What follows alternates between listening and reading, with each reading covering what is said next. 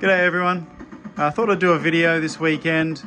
It was supposed to be the weekend of Battle in the Bush by Friday Night Gaming in Orange, New South Wales. That event got cancelled and replaced by another event called Central West Slaughter. That also got cancelled due to COVID reasons. Unfortunately, I was really looking forward to getting out, catching up with friends, playing some games and getting my models out so people could look at. Unfortunately, it wasn't to be, so I thought I'd do up a quick little video showing you all what I was going to bring for the weekend. I'll start with the army list. It's pretty simple, as you can see from the model count. There is not much going on. We've got 2 detachments. We've got a big mech, some shooter boys, a cannon wagon, a mega dread, a truck, a custom stomper, and 2 kill tanks. Nice and easy. It's the way I like to play. I don't like to use large model counts. I'm not really into hordes. I like big stompy robots and big tanks and just dumb stuff that's fun to use. Simple to use, so it gives me a chance to have fun in games as opposed to just flat out trying to play the game and finish. I'm more about fun than winning, although it is always nice to win. So I'll run you through the models. Down the front here we have Y2D2 with his custom force field. He is a big mech. Nice little kit. We've got our 10 shooter boys with Gorse flayers. There is a bit of a Necron theme you can see here. I also have an Orc Necron army that I run. The display board's got a bit of looted Necron stuff in it too. Big fan of the Necrons, but bigger fan of the Orcs. The boys travel around in this 4-wheel drive Toyota Hilux with well, we'll assume it's got an LS swap in it, because why not?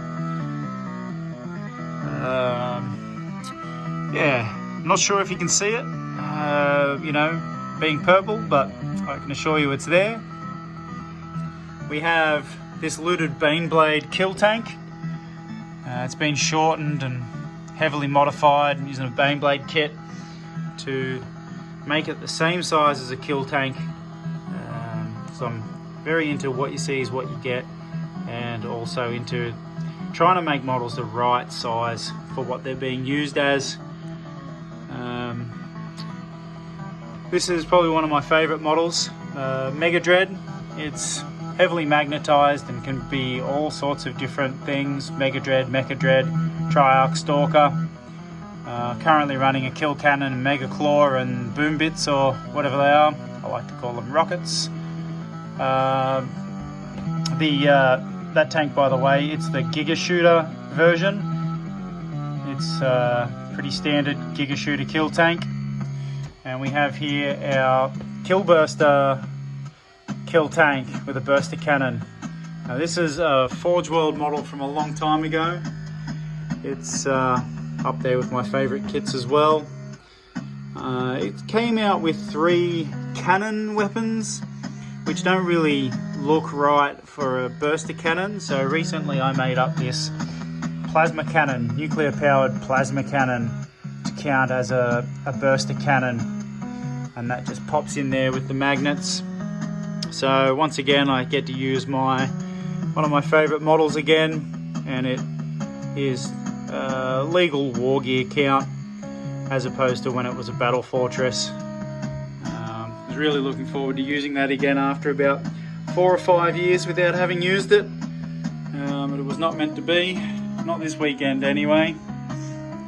This display board I made up 2 years ago. I finished this. A lot of work went into it. It's hasn't seen much use because we've been in a very interesting world these days.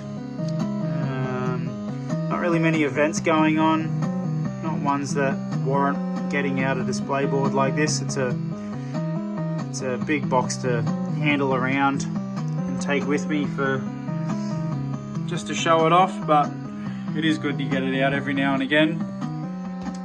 Up here we've got our custom Stomper, the usual so much DACA with it, with its belly gun, burster cannon, gaze of Mork, Scorcher, 3 big shooters, some super rockets, lifter dropper. That is one fun weapon.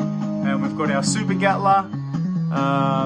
Of course, if you roll a 1, it will run out of gun food if you try and shoot it twice. If you try and shoot it 3 times, a lot more likely to run out of gun food. And this model here, another old model. Actually, most of these models are all models I did a long time ago that I was really happy with. Volkswagen Beetle that's had a front engine V8 swap, and it has 1 big super cannon and 3 big shooters. It's a bit of a distraction, can't effects. It puts out a bit of damage and takes a slogging, but it's not the most offensive weaponry I have on in this list. It's not a winning list by any standard. It is a fun list that looks cool on the table. Well, I like to think it looks cool on the table anyway. And come presentation time on a usually large weekend of gaming, it's nice to set them all up and people can have a look.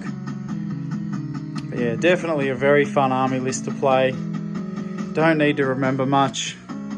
Just move a couple of models around the board and either get a good matchup and somehow come across with a narrow victory, or get smashed off the table and have a great game anyway. But unfortunately, no games to be had this weekend or any weekend coming up soon. But this is the best I can do, is put out a video for you to at least have a look at what I was going to take to Orange this weekend. Hopefully sometime soon everything will return to some kind of normal. We'll be able to play some events. I'll catch up with friends again and see you all out and meet new people and have some games. But until then, yeah, I guess I'll just keep building and painting and see what happens. Anyway, happy hobby times, people. I'll see you out there.